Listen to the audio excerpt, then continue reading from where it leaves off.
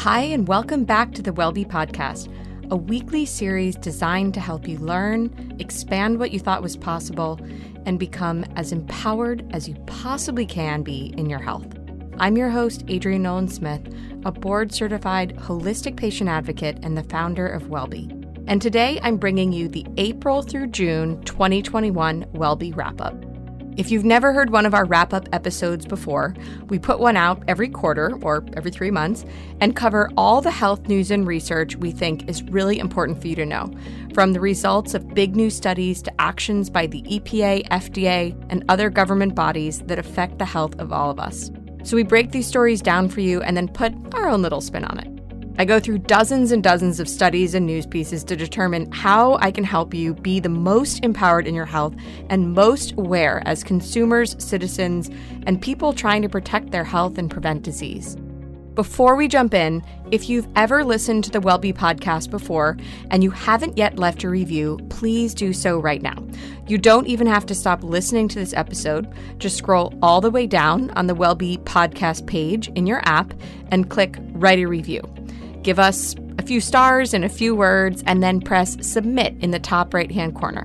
It's super fast and easy, but actually very important for any podcast. Plus, I read every review, and the really great ones I put on the podcast as a shout out. So please do it, and thank you so much for doing it right now. All right, so while the pandemic is winding down for the most part, there's still plenty of COVID-related news to cover. But it's not all I'm talking about in this episode. So this quarter, I'm bringing you a variety of different topics, both COVID and non-COVID, to help you and your loved ones stay informed about what's going on that will affect your health. Story number 1. A number of different reports and studies have identified more risk factors that increase a person's risk of developing COVID-19 or experiencing a severe case of it. The new risk factors are physical inactivity, lack of sleep and burnout, and low testosterone levels, as well as several conditions identified by the CDC, including type 1 diabetes, asthma, dementia, and cystic fibrosis. In the exercise study, researchers looked at almost 50,000 adult patients who were diagnosed with COVID-19, comparing their disease progression with their level of physical activity.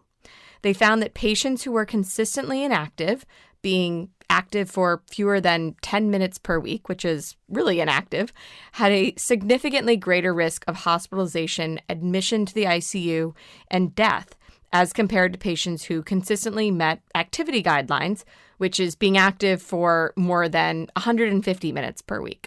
Testosterone levels have also been found to impact COVID severity in male patients.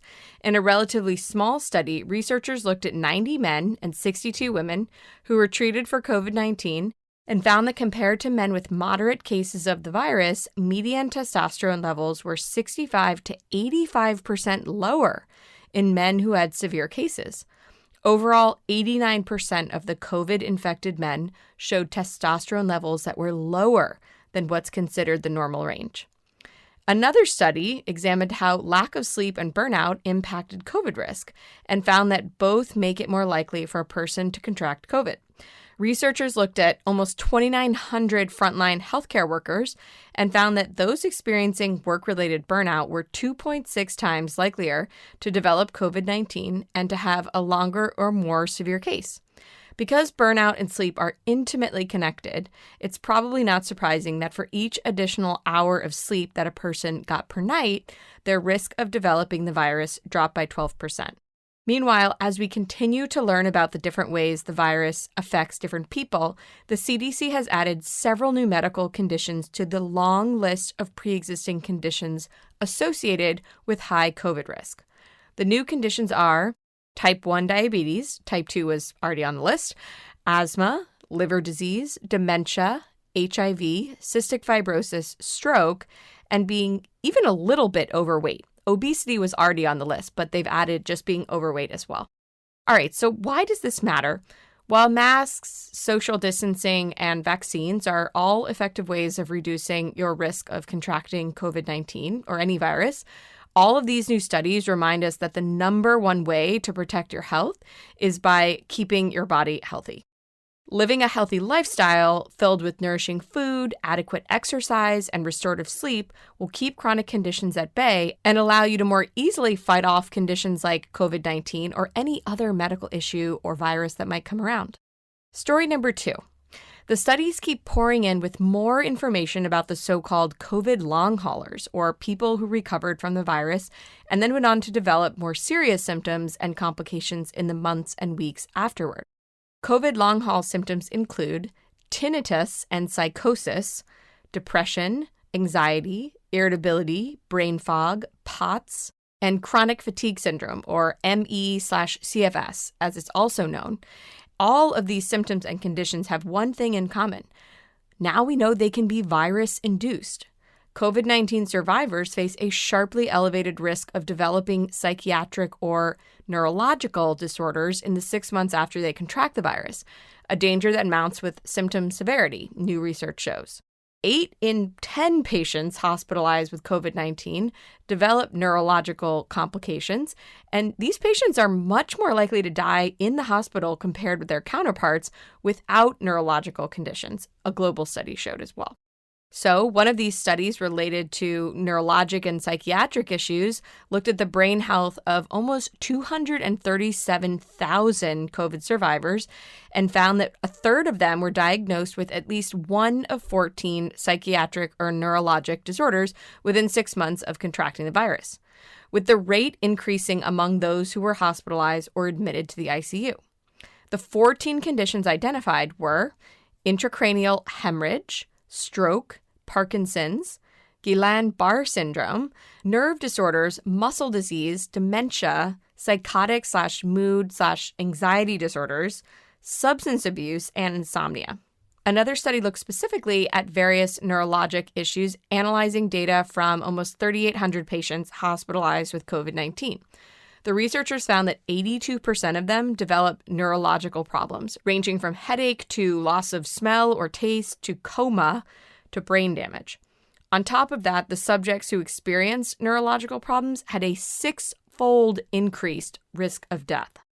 Now, a different study from a special Northwestern clinic for COVID-related neurological symptoms found that out of 100 patients, 85 experienced 4 or more neurological issues, including brain fog, headaches, tingling, muscle pain, and dizziness.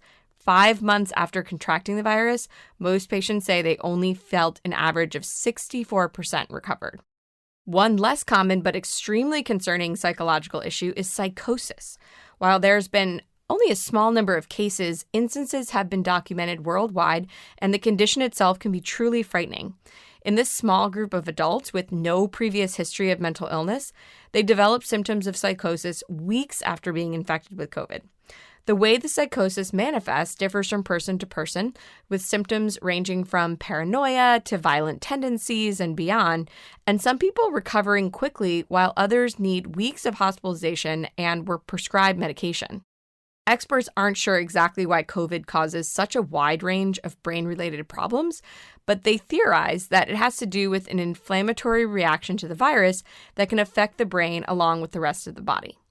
The range of different neurological and psychological symptoms makes sense, they believe, because the brain is a relatively small space, and so there's a lot of overlap in regions responsible for different brain functions, meaning a bit of inflammation in one place could cause a cascade of other issues. But long haulers aren't only experiencing brain issues. A recent report found that of people struggling with ongoing symptoms like shortness of breath, cough, and abdominal pain, nearly a third of them had no symptoms when they were actually infected with the virus. Meanwhile, multiple case reports show that a relatively rare and often dismissed condition called POTS, or postural orthostatic tachycardia syndrome, is also a symptom of long-haul COVID. POTS causes symptoms like lightheartedness, heart palpitations, dizziness, and fatigue, and has been found to be an after effect of other infections as well, such as Lyme and Epstein-Barr. Finally, many COVID long haulers are now meeting the diagnostic criteria for ME/CFS, or chronic fatigue syndrome. The core criteria for a chronic fatigue syndrome diagnosis include fatigue and malaise, poor sleep, cognitive impairment, painful allergies, and muscle aches. In an international study of almost 3,800 people suffering from long-haul COVID symptoms, 78% reported fatigue and 55% reported brain fog. Okay, so why does this matter? Many of the symptoms and conditions I just mentioned have long been doubted by the conventional medical community as being not real, like chronic fatigue syndrome, or that psychosis or depression could be virus-induced. But this data on COVID long-haul symptoms is solid evidence that many mental health, neurological, fatigue, and pain-related conditions have a virus as the root cause. We hope this will change future diagnoses and treatments of these kinds of symptoms and conditions, rather than just masking symptoms with drugs to testing and looking into potential viral and other microbial infections. Story number 3. A deluge of new studies continue to strengthen the case that those who have been previously infected with COVID are protected from reinfection and remain protected for a while, even from variants, and that pregnant mothers with antibodies pass on protection to their babies. We've known for a while that being infected with COVID provides some degree of protection, but it's unclear whether it confers as much protection as the vaccines. 2 new studies suggest the answer is yes. One study looked at almost 53,000 healthcare workers and divided them into 4 groups: those who had previously been infected and were vaccinated, those who had not been previously infected and were vaccinated, and then those who hadn't been previously infected and weren't vaccinated. They found that the rate of COVID infections remained near zero for every single one of those 4 groups, except those who had neither been infected nor vaccinated, suggesting that those who had contracted COVID previously but weren't vaccinated had as much protection as those who had been vaccinated. Another large study out of Denmark found that prior infection with the coronavirus reduced chances of a reinfection by 80% in people under 65 and by about 50% in people over 65, and that this protection lasts for at least 6 months. The question of how long natural immunity lasts has been a big one, and a recent finding quiets concerns that immunity may be short-lived. Researchers had previously worried that the rate of antibodies dropped precipitously in the months after recovering from COVID, as is the case with the common cold. But 2 new studies have found that memory cells inside bone marrow last for a long time and can churn out antibodies whenever they need to. One study found that about 80% of subjects had these so-called long-lived bone marrow plasma cells, or BMPCs, which are a persistent and essential source of antibodies that remain even after the initial surge of antibodies declines. The other study found that not only do these BMPCs remain, they actually continue to mature and strengthen in the initial months after infection, supporting the notion that COVID immunity is long-lived. Another question around natural immunity has to do with variants. If someone gets infected with one form of COVID, are they protected against other variants? According to a new study, probably yes. And I say probably because it was quite a small study of only 30 people. But nevertheless, the study looked at the T cells in people who had previously contracted COVID, examining whether they could recognize the major COVID variants.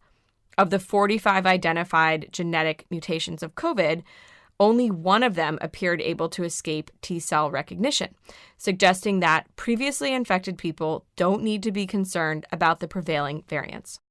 And finally, there's been the question of whether mothers pass on antibodies to their babies in utero, which also seems to be a yes. In the most recent study of 83 pregnant women, 72 of them passed antibodies across the placenta and into the umbilical cord, regardless of whether the mother was symptomatic. The takeaway from the study appears to be that these babies were born with natural protection from COVID. Okay, so why does this all matter? The immune system is simply incredible. So much of what I talk about here on this podcast has to do with living in such a way that you allow your immune system to take the reins and do what it's supposed to do. While nobody should run out and try to get infected with COVID, these findings underscore the power of natural immunity, even when compared with vaccines that have a strong protection rate. Story number 4. As vaccines continue to be administered worldwide, concerns continue to arise about potential rare but serious side effects as well as rushed approval processes, especially for children's vaccines. Several new studies over the past few months bring to light some very rare but concerning side effects of the 2 common mRNA vaccines, Pfizer and Moderna's. Cases of anaphylaxis have been reported since these vaccines began rolling out, and a new report has compiled the numbers to show how frequently they occur. According to the Vaccine Adverse Event Reporting System, or VAERS, in December 2020 and January 2021, nearly 10 million Pfizer doses were administered, with 47 cases of anaphylaxis. So a very small percentage overall, and the Moderna vaccine was pretty similar. There were 7.5 million doses of the Moderna vaccine administered, with 19 cases of anaphylaxis. A smaller study out of Israel has identified another potential side effect for patients who have autoimmune/inflammatory diseases, and that is shingles. Looking at nearly 500 patients with inflammatory issues like rheumatoid arthritis, they found that they had a 1.2% rate of developing shingles after the vaccine, compared with 0% in the control group. This is notable because little is known about the safety or efficacy of the vaccine in immunosuppressed people, because they weren't included in the vaccine clinical trials.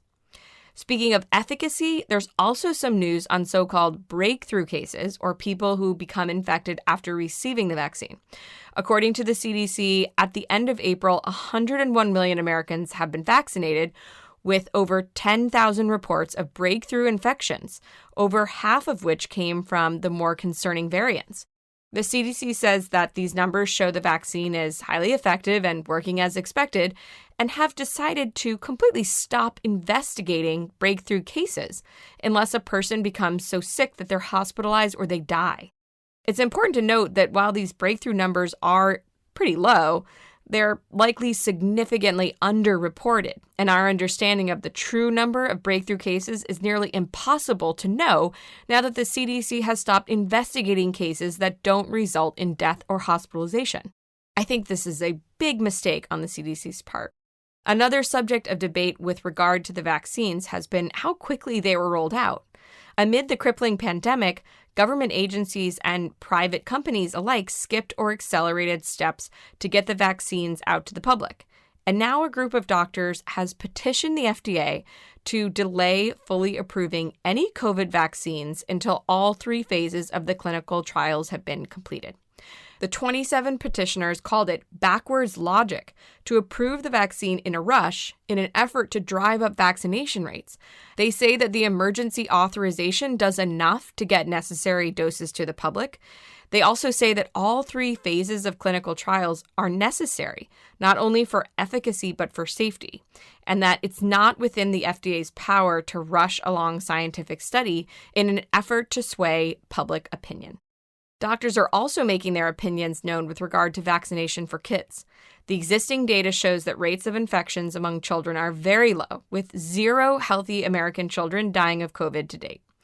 Moreover, there have been a few documented cases of myocarditis, which is swelling of the heart, in teen boys who have received the vaccine, adding an argument against getting a vaccine that appears not terribly necessary for children or teens.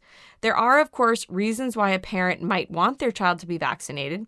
For instance, children with comorbidities have died from COVID-19, so some doctors are encouraging kids with pre-existing conditions to become vaccinated.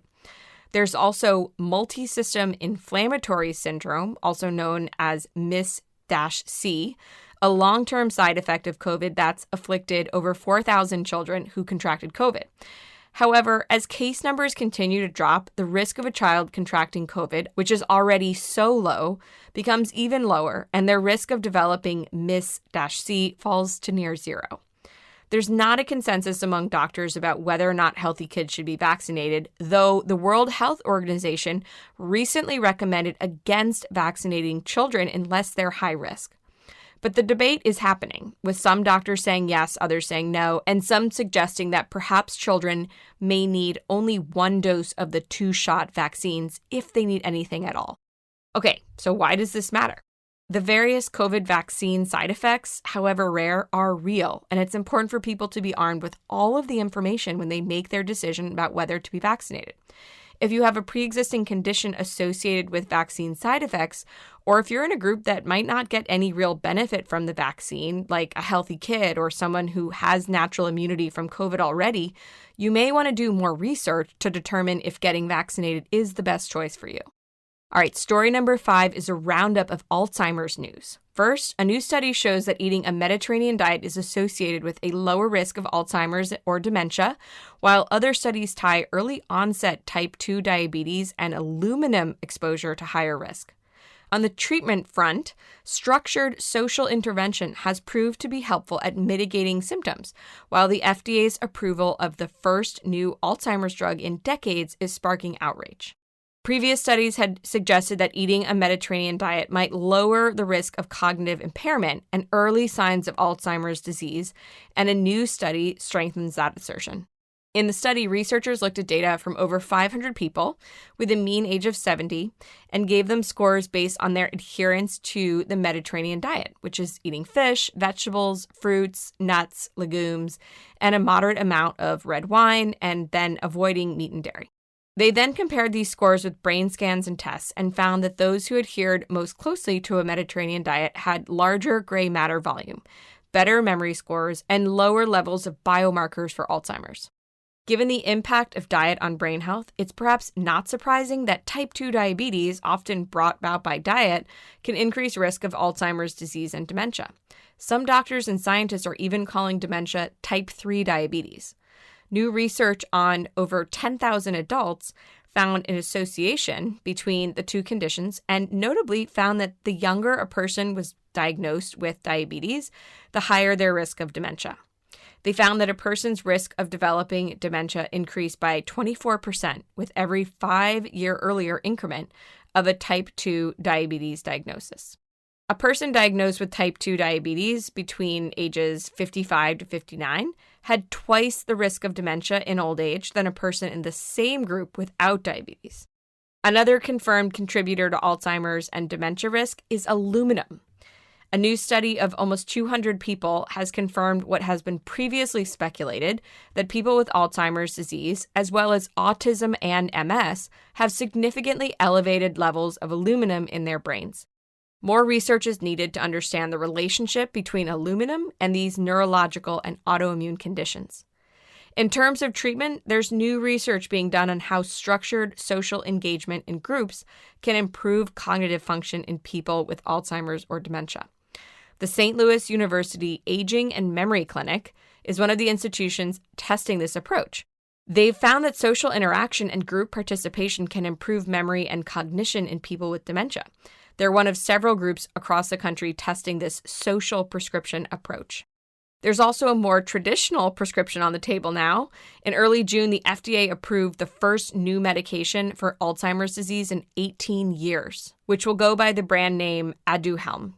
Since the approval, there's been a ton of blowback, with many experts saying that there's not yet enough evidence that it can help patients.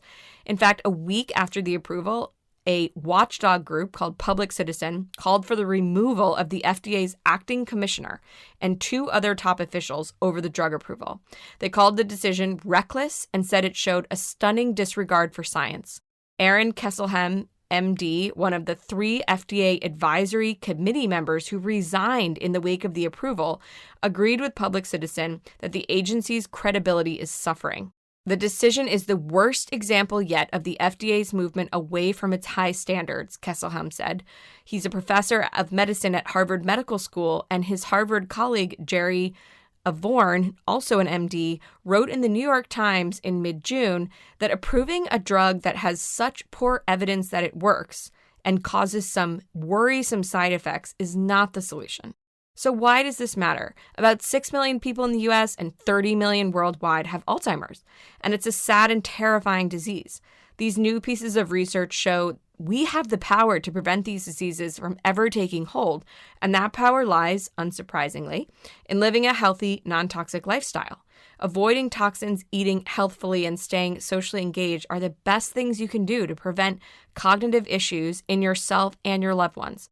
We talk a lot more about how to eat for brain health in our interview with Max Lugavere. So you can search your podcast app, getwellbe, space, Max Lugavere, and you can find that episode, or you can simply go to getwellbe.com and put in Max Lugavere into the search bar, and you'll find that interview. It's very interesting. Story number 6 is a roundup of patient advocacy news. From studies to reports to legislation, a lot has been happening on the patient advocacy front. A new study found that hundreds of breast cancer centers tell women to get annual mammograms starting at age 40, going against federal guidelines, while another found that a startling proportion of readmissions after hospital procedures are avoidable. Plus, 2 new ranked lists came out, one with the best and worst hospitals based on the number of unnecessary surgeries, and another with the best and worst states for protecting patients from incompetent physicians. Finally, new legislation mandates that healthcare organizations give patients access to all their clinical notes, test reports, and images, which is a huge win for patients' rights.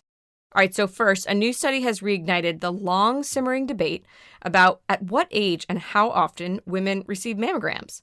Currently, the U.S. Preventative Services Task Force recommends women get mammograms every 2 years starting at age 50. But a recent study found that hundreds of breast centers tell women with no elevated risk to have a routine scan annually starting at age 40. The study says that these extra screenings could do more harm than good because they use radiation, and radiation itself is cancer-causing. And they also suggest that the centers are recommending unnecessary screening for their own financial gain. Duh. A claim that the American College of Radiology calls outrageous, of course. It's notable that there's currently no clear consensus on how frequently women should get mammograms, with the American Society of Breast Surgeons recommending annual screening starting at age 40, the American Cancer Society endorsing yearly scans starting at 45, and then switching to every other year at 54. And the American College of Obstetrics and Gynecologists recommends screenings every 2 years starting at 40. Another startling report showed that nearly 20% of post-surgical hospital readmissions are preventable and cost the U.S. healthcare system nearly $300 million a year. Researchers looked at data from almost 2 million patients, analyzing data from patients who were readmitted to the hospital within 30 and 90 days of undergoing 9 different types of surgery, including various heart, digestive system, and joint surgeries. Their findings showed that almost 9% of patients were readmitted within 90 days of surgery, and that almost 18% of those readmissions were potentially preventable. The study authors believe that comorbidities and socioeconomic factors are likely at play here, and suggest that future readmissions could be prevented with sooner follow-up appointments and by ensuring patients have a plan and support in place to manage these other diseases as they also recover from surgery. Remember, it's very hard for the body to heal something when it's fighting battles on many fronts. Next, incompetent physicians pose a huge risk to patients. Duh. And a new report from the consumer advocacy group we mentioned before, Public Citizen, shows which states are best at protecting you from them. The report used disciplinary actions by medical boards as their benchmark for determining how well each state protects patients from doctors who jeopardize patients through incompetence, addictions, behavioral problems, or otherwise, and found that many states were doing a dangerously lax job. The worst states were Georgia, New Hampshire, and the District of Columbia, or D.C., while the best states were Kentucky, Arizona, and Pennsylvania. The report suggested that finances could be driving the lax discipline. Again, duh, as many medical boards get a lot of their funding from doctors' licensing fees. So if more doctors lose their licenses, less money comes in. It's all very perverse incentives. Another ranked list came from the Lown Institute, naming the 50 best and worst hospitals in the country based on how frequently they perform procedures that are generally deemed to be unnecessary. They observed that in the worst hospitals, there appeared to be a culture of ignoring scientific evidence across different departments.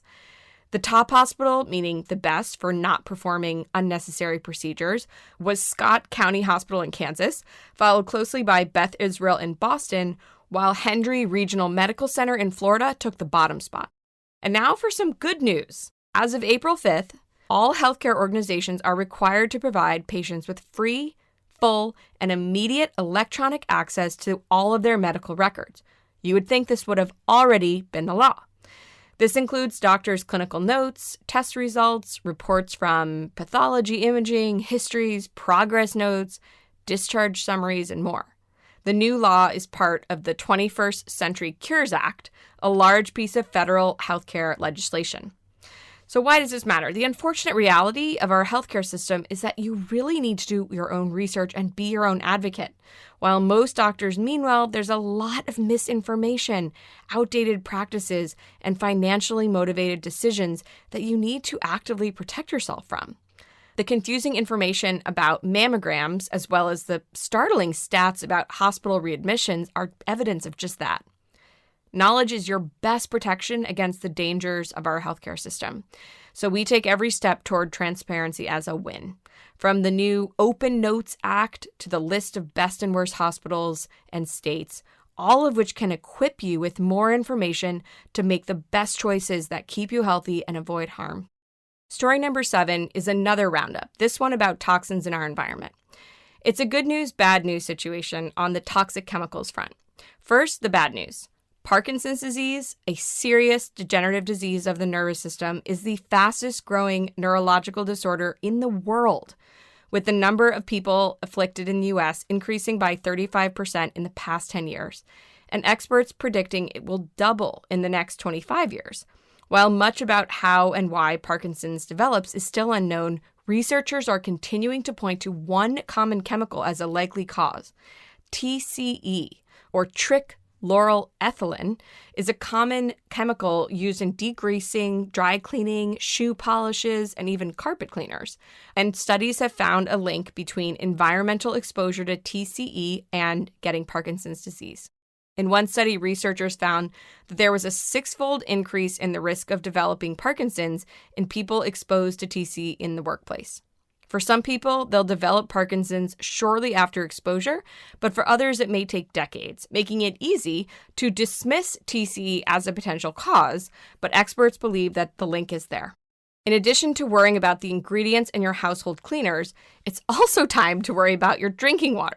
Sorry, I know I'm always talking about this topic, but a 9-month investigation by Consumer Reports analyzed drinking water across the U.S., testing water around the country for arsenic, lead, and PFAS, as well as other contaminants. Taken together, the water systems they tested provided water to almost 20 million people. And, as you might expect, about 8% of the samples had levels of arsenic above Consumer Reports' recommended maximum level for drinking water, and almost every sample had measurable amounts of lead, which is unsafe at any level. Almost every sample also tested positive for PFAS, which are linked to learning delays in children, cancer, and other health problems, with 35% of samples exceeding the safety threshold recommended by health experts. Arsenic gets into drinking water through industrial or agricultural pollution. Lead leaches from corroding water lines and plumbing fixtures. And PFAS comes from thousands of common household products. And while all 3 of them make their way into water sources, the EPA currently only has standards for arsenic and lead, which it seems aren't always being met. It's notable that this water contamination also highlights the issue of racial and class inequality with regard to health issues, as poor, rural, and Latino populations were much more likely to rely on water with high levels of harmful contaminants. In a win for racial healthcare equality, the FDA announced in April that it will finally ban menthol cigarettes as well as all flavors of mass-produced cigars. As the last remaining flavored cigarette, menthols often serve as an entry point to cigarette addiction, and they're mostly smoked by and aggressively marketed to Black Americans. Almost 500,000 Americans die each year from smoking-related diseases, and a disproportionate amount of these people are Black smokers. According to one study, the ban on menthol cigarettes could potentially save 633,000 lives by 2050. In their announcement, the FDA said that they would put forth standards to enforce the menthol ban by the end of 2021. On the very same day as the FDA's announcement, a federal appeals court ruled that the EPA must ban all uses of the insecticide chlorpyrifos on food or establish new residue levels that are safe for children within 60 days. Chlorpyrifos is known to have neurotoxic effects on children and farm workers, and activist groups have been pressuring the EPA for over a decade to ban it. In fact, there was a proposed ban in 2016, but it was then reversed under the Trump administration. However, the recent ruling is likely to finally put the debate over the insecticide to rest and keep it out of our agricultural system for good. Meanwhile, another ruling came down on the side of protecting consumers when the Supreme Court rejected an appeal from Johnson & Johnson seeking to undo a $2.1 billion damages award against it. The damages are in response to allegations that the company knowingly sold asbestos-containing talc powder products, which caused women to develop ovarian cancer. The Supreme Court said that it would not hear the case, letting the previous ruling stand, which is a big win. Why does this matter? Keeping toxins out of your body is one of the pillars of staying healthy and preventing chronic disease, but sometimes it can feel like a full-time job to sniff out what has toxins in it and what doesn't. It's heartening to see that courts are finally taking steps to protect us in certain instances, but the news on TCE and water contaminants is a reminder that they're not taking enough steps, so we need to stay vigilant. Make sure you only drink filtered water from a water filter that's best for the contaminants in your area, and you can check out the Wellbe Water Filter Guide on getwellbe.com. And also, make sure to consult the Wellbe Non-Toxic Product Database for all the vetted non-toxic products to keep TCE and other harmful chemicals out of your house and off of your body. Story number 8 is a roundup of diet and nutrition news. First, eating processed foods can have a whole host of negative health repercussions, as you probably know, from weight gain to poor gut health to skin issues, and a new study has added heart disease to that list.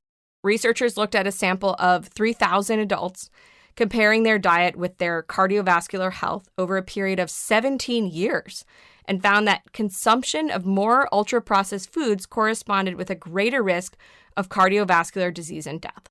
Each additional daily serving of processed foods, things like bread, meat, and soft drinks, was associated with worse outcomes, even after adjusting for other cardiovascular risk factors.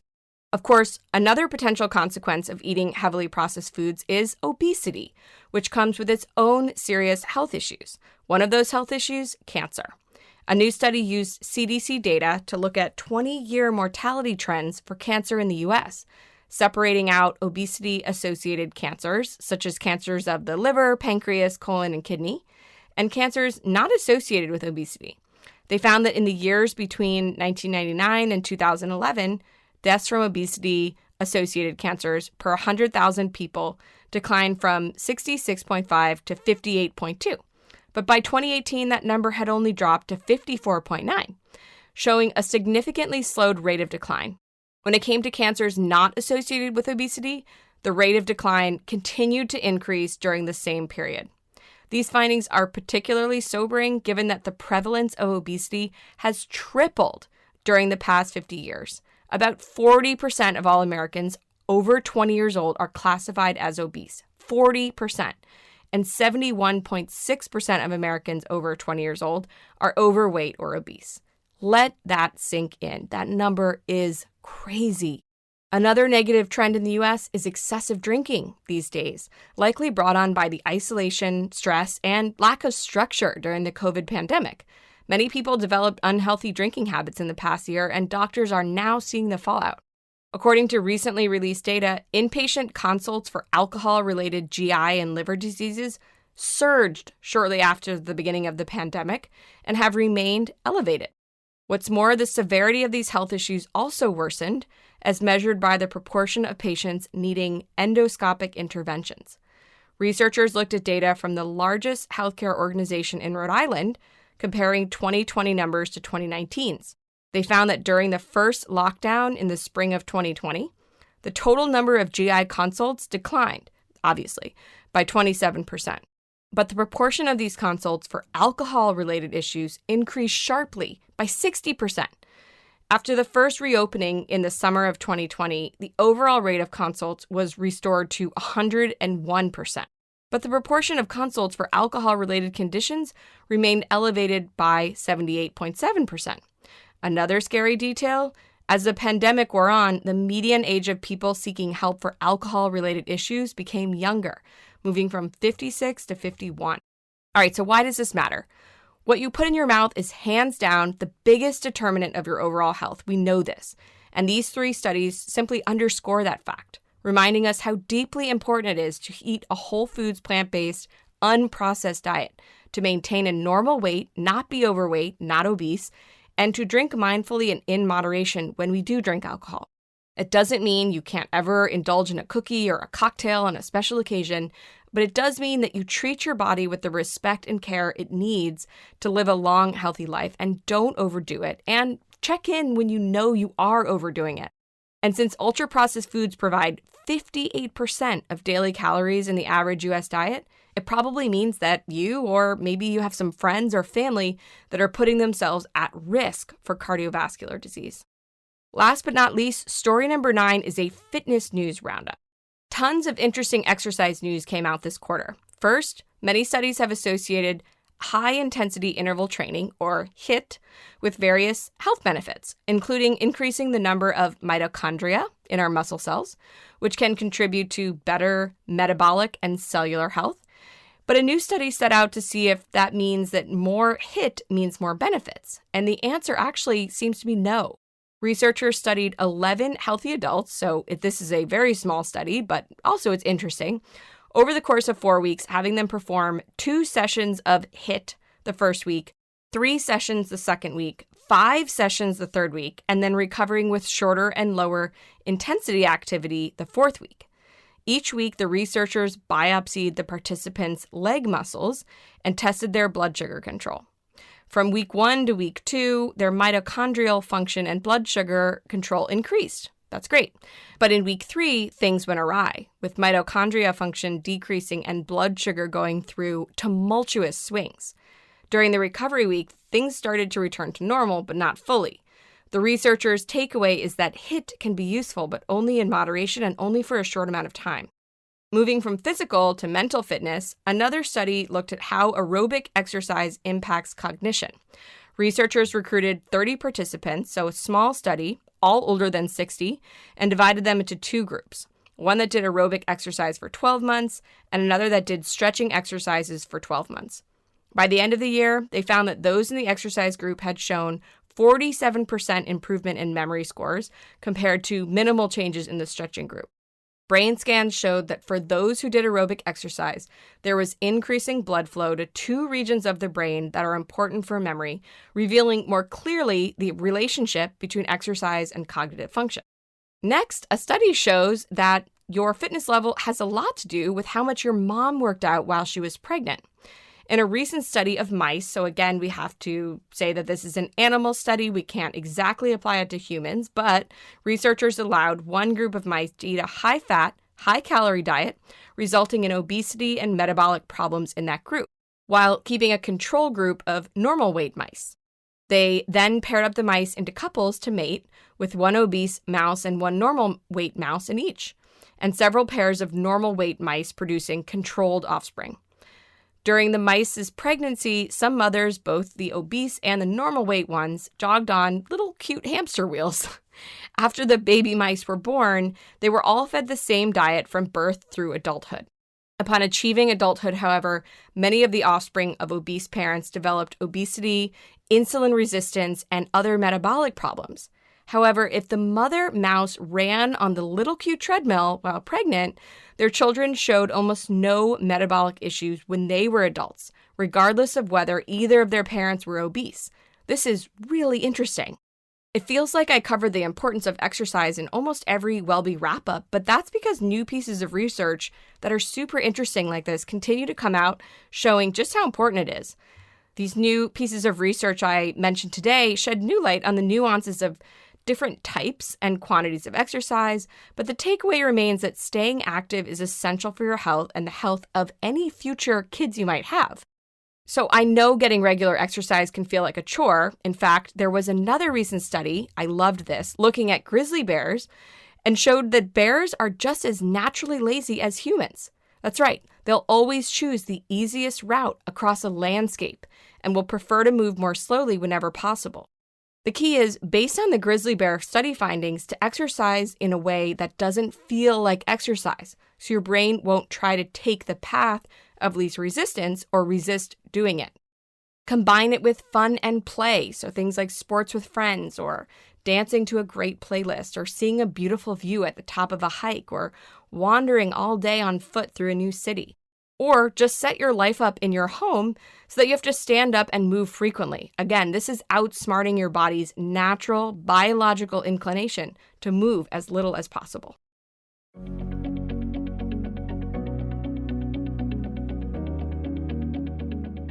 All right, so that's it for a jam-packed second quarter of 2021 WellBe wrap-up episode. Now, I'd love to know, what's an action you now plan to take based on the research findings and news I've shared today from the past few months? Perhaps it's adjusting your exercise or your sleep, or maybe it's trying a Mediterranean diet, or ensuring you're not exposing yourselves to heavy metals like aluminum. Whatever it is, or whatever your thoughts or takeaways are from this research and news, make sure you let me know with a comment on the article version of this episode on getwellbe.com, and you'll find a link in the show notes. It's helpful for the entire WellBe community to know your takeaways and your insights. Also, while you're there, become a WellBe insider so that you can get all of our latest content, special offers, and personal notes I don't share anywhere else weekly in your inbox. Plus, you'll get a free copy of my audio guide on how to feel the best you've ever felt and heal anything. The 10 things you need to optimize your health and heal any health issue, big or small, naturally. Even if you're the healthiest person out there, I promise you'll learn something you didn't know before that can optimize your health. All right, I'll see you back here next week for another episode of the WellBe Podcast. If you haven't already and found this episode helpful or interesting, subscribe to the podcast. This way you'll never miss a new episode and they'll be delivered to you whenever we publish a new one. And please share this episode with family or friends who you think might find it valuable and informative. It means a lot and helps more people find the podcast. If you already have, then thank you so much. I really appreciate it. Once again, this is your host, Adrienne Nolan-Smith, and thanks for listening to the WellBe Podcast.